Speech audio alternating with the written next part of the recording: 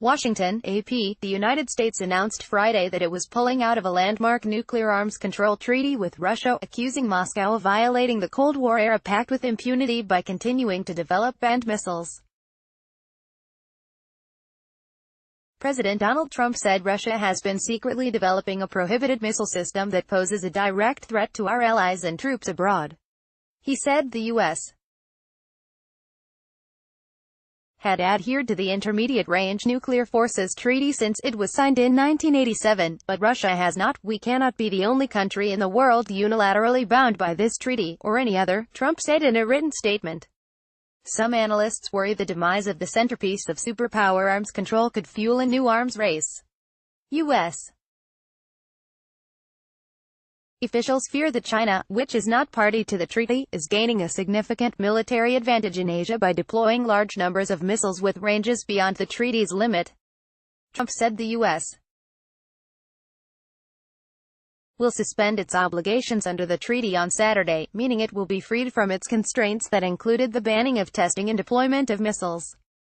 At the same time, the U.S. will begin withdrawing from the treaty, which will be effective in 6 months, he said.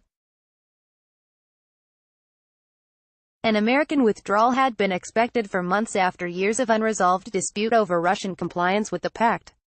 It was the first arms control measure to ban an entire class of weapons, ground-launched cruise missiles with a range between 500 kilometers (310 miles) and 5,500 kilometers (3,400 miles). Secretary of State Mike Pompeo said in early December that Washington would give Moscow 60 days to return to compliance before it gave formal notice of withdrawal. The 60-day deadline expires Saturday.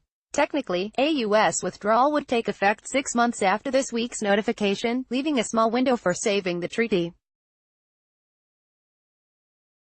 However, in talks this week in Beijing, the U.S.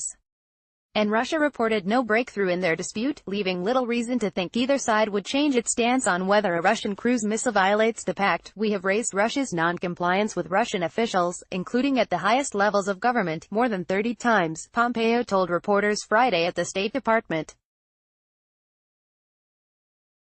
We have provided Russia an ample window of time to mend its way.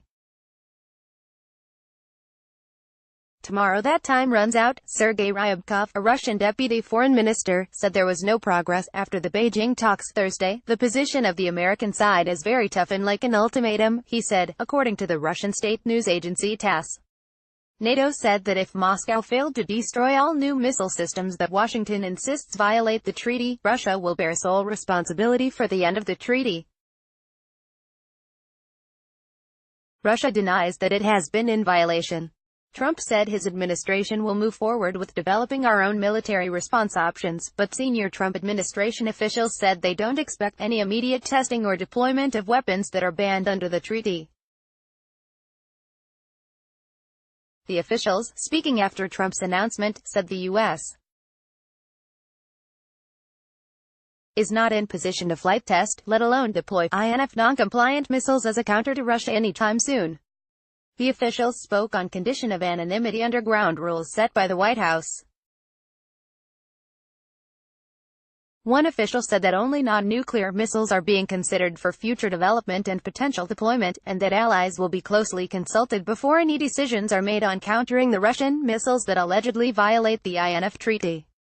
Leaving the treaty would allow the Trump administration to counter the Chinese, but it's unclear how it would do that. The strategic rationale for leaving the INF seriously involves China, said Behnam Bentaleblu, a defense expert at the Foundation for Defensive Democracies, a Washington think tank. He noted the quality and quantity of Chinese ground-based missiles and growing prospects for Chinese and American conflict in the Asia-Pacific. Taleblu said staying in the pact meant the U.S. was voluntarily fighting with one hand tied behind its back. U.S. withdrawal raises the prospect of further deterioration in U.S.-Russian relations, which already are arguably at the lowest point in decades, and debate among U.S. allies in Europe over whether Russia's alleged violations warrant a countermeasure such as deployment of an equivalent American missile in Europe. The U.S. has no nuclear-capable missiles based in Europe. The last of that type and range were withdrawn in line with the INF Treaty. Nuclear weapons experts at the Carnegie Endowment for International Peace say U.S. withdrawal under current circumstances would be counterproductive. Even though Russia's violations are a serious problem, leaving the INF Treaty will unleash a new missile competition between the United States and Russia, they said in a statement. Associated Press writer Lynn Berry contributed to this report. Copyright 2019 The Associated Press. All rights reserved. This material may not be published, broadcast, rewritten or redistributed.